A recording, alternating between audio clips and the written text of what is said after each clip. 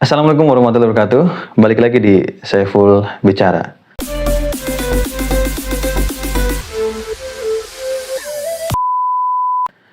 Apa kabar teman-teman semua? Setelah kita melakukan proses pemilu atau Pilpres 2024 di tanggal 14 Februari kemarin, apakah teman-teman merasakan satu kebahagiaan karena kandidat yang didukung atau calon yang didukungnya teman-teman menang? Atau cukup bersedih karena kandidat yang didukung teman-teman juga kalah?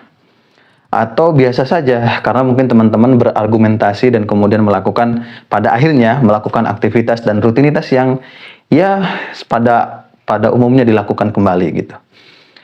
Ya, saya mempunyai salah satu paslon yang didukung tentunya. Saya punya afiliasi terhadap satu paslon tertentu.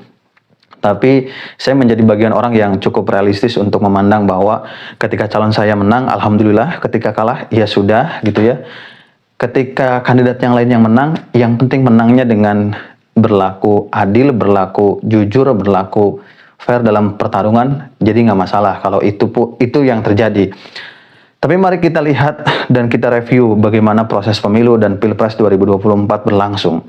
Tentu prosesnya masih berlangsung, prosesnya masih penghitungan, belum penetapan siapa yang menang. Tapi yang menarik adalah akhir-akhir ini yang kemudian ada pemberitaan, ya mungkin perlu di-cross-check juga oleh teman-teman gitu ya, bahwa program makan siang gratis yang kemudian disinyalir dimenangkan gitu ya, kursi presiden dan wakil presiden itu dimenangkan oleh 02, kemudian dibahas di istana. Tidak jadi masalah kalau kemudian itu sudah sesuai keputusannya. Dalam hal ini keputusan siapa yang menangnya. Tapi ketika proses itu berlangsung, tolong hormati gitu. Jadi ada sesuatu yang kurang oke. Nah, kita awali dulu dengan proses di awal. Bagaimana kita mengikuti proses pemilu 2024. Ketika teman-teman mengikuti dari awal, tentu teman-teman akan terlibat langsung dengan isu-isu dan dengan fakta-fakta yang menarik untuk diperbincangkan. Walaupun mungkin dalam proses ini akan debatable karena tentu akan pro kontra, siapa yang pro dan siapa yang kontra tentu akan banyak sekali dan akan debatable gitu ya. Bagaimanapun putusan awal tentang putusan MK terutama yang kemudian memberhentikan dan memberikan sanksi terhadap Paman Usman gitu ya, itu disinyalir menjadi pintu gerbang untuk kemudian meloloskan Gibran menjadi wapres, dan itu melanggar konstitusional. Banyak pengamat yang menyatakan seperti itu.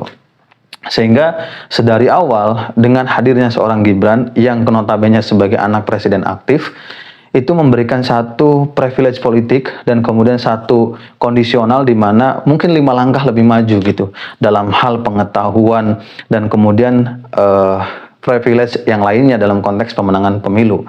Jadi jelas sedari awal 3 kandidat yang hadir gitu ya, 3 pasangan yang ada dalam konteks pemilu itu memang tidak semuanya dimulai dari nol gitu. Ada beberapa kandidat atau ada satu pasangan yang mungkin dia menikmati privilege politik yang kemudian dia dapatkan dari kekuatan kekuasaan atau power kekuasaan. Jadi memang sedari awal ini saya katakan ya tidak berjalan dengan kondisi sama-sama nol gitu ya. Ada yang sudah isi lah. Pada proses kampanye tentu kita menyoroti beberapa kampanye yang cukup kreatif dan cukup jadi satu campaign politik baru atau dalam hal ini value gitu ya. Kita lihat di 01 misalkan, dia menghadirkan Desak Anies Lepet Imin, itu memberikan satu gambaran bagaimana adanya keterlibatan teman-teman yang tidak suka dengan politik akhirnya juga ikut terlibat langsung gitu ya. Bahkan ada sampai ngantri-ngantri ketika acara-acara itu berlangsung di beberapa kota. Jadi ini menunjukkan bahwa saya rasa di kubu 01 dengan campaign, dengan kampanye yang kreatif mampu memberikan satu pembelajaran baru bahwa masyarakat kita bisa kok untuk diajak berpartisipasi, berperan aktif tanpa kemudian guyuran money politik. Jadi masyarakat kita masih bisa kemudian untuk diarahkan pada ruang pendidikan politik yang tidak hanya mementingkan isi tas, tapi mementingkan isi atau substansi yang kemudian dibawa oleh kandidat. Ini terbukti di 01 ya, di mana kubu 01 memberikan satu edukasi politik terkait dengan dengan apa yang kemudian diinginkan oleh masyarakat, apa yang kemudian bisa diberikan atau janji apa yang bisa diberikan pada masyarakat. Sehingga ada dua arah dalam proses pemilunya. Nah, ini bagi saya sebagai orang yang terlibat langsung pernah gitu ya mendampingi kandidat dan sebagainya, saya merasa senang ketika kandidat atau calon pemimpin itu dia punya ruang terbuka untuk mendiskusikan apa permasalahan yang kemudian dihadapi masyarakat, sehingga solusi itu nyata hadir dan kemudian berdasarkan kebutuhan masyarakat, bukan berdasarkan keinginan kekuasaan. Karena ketika keinginan kekuasaan itu mendominasi apa yang kemudian diharapkan oleh masyarakat, banyak sekali pengalaman kita pada akhirnya program itu hanya sebatas bancakan politik atau bancakan kekuasaan, bagi-bagi kue gitu. Nah, saya cukup appreciate. Di kubu 02 tidak dilakukan secara intens dan masif oleh paslonnya gitu ya, oleh Prabowo dan Gibrannya, tapi cukup masif oleh sayap-sayap afiliasi yang kemudian menunjukkan bahwa dia itu bagian dari pemenangannya Prabowo Gibran. Misalkan simpatisan tim ses yang kemudian memberikan atau membuat acara-acara ke desa-desa dan kemudian memberikan satu inisiatif untuk kemudian masih banyak sebenarnya 02 itu masih banyak menggunakan cara-cara kampanye yang mengumpulkan massa banyak, kemudian memberikan hiburan dan sebagainya. Tapi itu nggak salah, karena pada akhirnya yang paling penting dalam proses pemilu adalah memobilisasi massa untuk kemudian merubah massa itu menjadi suara gitu, atau menjadi hitungan di bilik suara.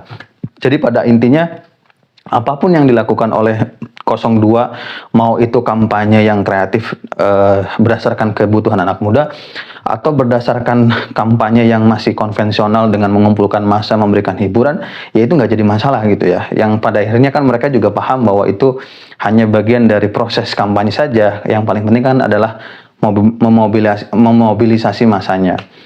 Di kubu 03 juga pada akhirnya ada satu kampanye yang hampir mirip dengan 01, ada tabrak prop gitu ya. Kemudian ada Ganjar itu malminggan atau nggak salah gitu ya. Terus ada beberapa juga yang kemudian hampir mirip dengan 01 lah pada intinya. Saya cukup mengapresiasi untuk kandidat-kandidat yang membuka diri untuk berdiskusi dengan masyarakat dan kemudian berani menyampaikan apa yang kemudian akan dilakukan ketika dia memimpin. Nah, selesai di proses kampanye, tidak selesai secara keseluruhan sebetulnya bagi saya pribadi, karena beberapa proses kampanye diwarnai oleh situasi yang kemudian pada akhirnya juga menguntungkan 02. Kenapa saya katakan seperti itu? Keterlibatan yang kemudian sangat masif dilakukan oleh Presiden dengan bertemu langsung para petinggi partai politik koalisi 02 misalkan, kemudian makan bakso dengan Prabowo misalkan, memberikan pernyataan politik di samping Prabowo misalkan, atau beberapa hal lainnya yang kemudian itu disinyalir sangat luar biasa menguntungkan 02.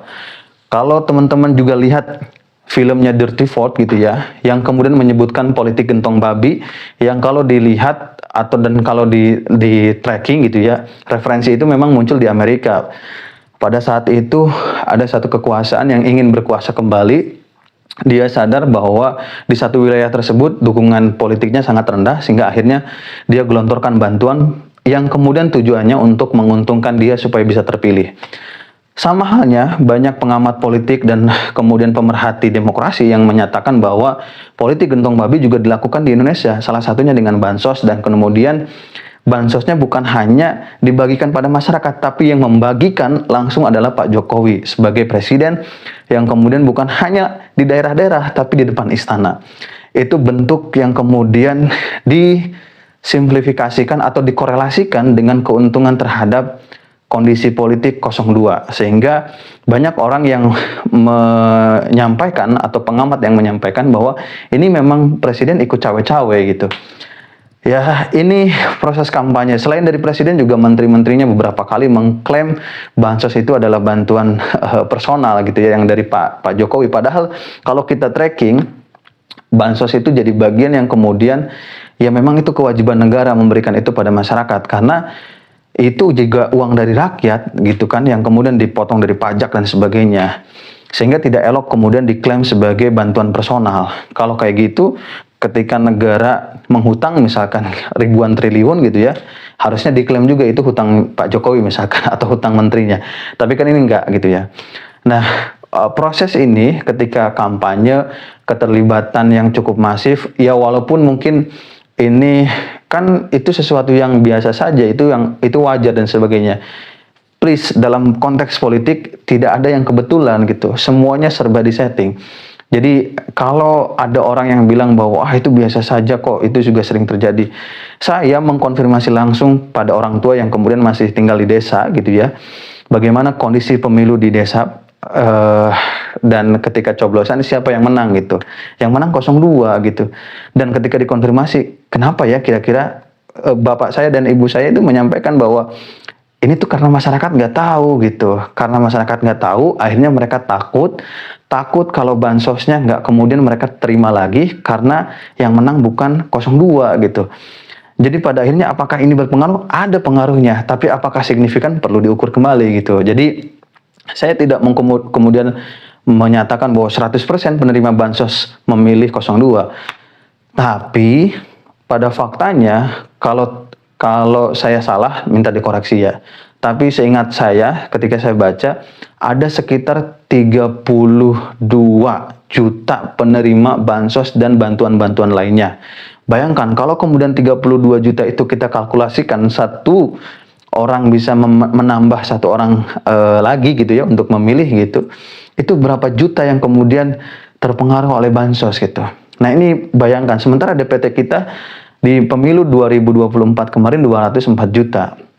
Jadi, apakah kemudian politik gentong babi juga menjadi bagian dari proses kampanye yang menguntungkan salah satu kubu? Ya, saya sih sepakat dengan apa yang difilmkan, apa yang disampaikan di film Dirty Vote gitu. Yang ada di film Dirty Vote itu kan bagian dari proses yang kemudian fakta lapangannya bisa kita baca dimanapun sebetulnya. Cuma disampaikan oleh 3 pakar ahli tata negara gitu. Jadi, konteks yang kemudian kita katakan faktanya ya bisa dilihat dimanapun gitu. Nah, selanjutnya pada proses penghitungan atau dalam bukan penghitungan ya, pencoblosan yang kemudian korelasinya dengan penghitungan. Ada banyak orang yang kemudian mempermasalahkan penghitungan itu sedang berlangsung ketika Sirekap sebagai salah satu tools yang kemudian bisa memantau atau bisa menjadikan masyarakat melihat bagaimana perkembangan pemilunya itu bermasalah gitu. Bermasalahnya ada yang menyatakan bahwa servernya ada di Singapura, kemudian websitenya juga ikut Alibaba dan sebagainya. Kemudian banyak sekali bermasalah terkait dengan bagaimana dia memfoto hasil C1 hasil atau C1 planonya gitu ya, C1 hasilnya. Kemudian ketika dibaca oleh sistem, angka yang tertera di foto tersebut berubahnya sangat drastis dan itu disinyalir menguntungkan juga salah satu kubu. Padahal setahu saya ketika saya juga ikut terlibat dalam proses pemilu gitu ya, dan itu melibatkan aplikasi serta sistem, ketika kita sampaikan ke ke programmer gitu ya atau IT gitu, mereka paham kok kalau kemudian misalkan setiap TPS 300 atau 350 gitu ya jumlah suaranya ya sudah dikunci gitu. Kalau lebih dari 300 dia sudah otomatis tertolak atau nggak bisa disubmit. Nah ini kan bisa aja sebetulnya.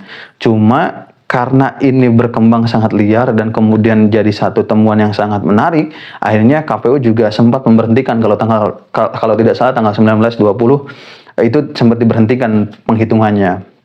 Nah, ini menunjukkan bahwa ya apa ya? Ya ini jadi bagian yang perlu dikritisi bersama gitu. Perlu dikritisi bersama. Proses electionnya kemudian saat kampanyenya, proses election secara keseluruhan, tapi pra kampanye juga sudah jadi bermasalah. Kemudian kampanyenya juga ketika kampanye itu bermasalah karena ada keterlibatan kekuasaan di dalamnya gitu ya. Walaupun ini mungkin perlu dibuktikan secara detail, tapi secara kasat mata sebagai orang yang memperhatikan kejadian demi kejadian selanjutnya dalam proses politik kemarin, saya merasa ini ada satu hal yang salah gitu ya.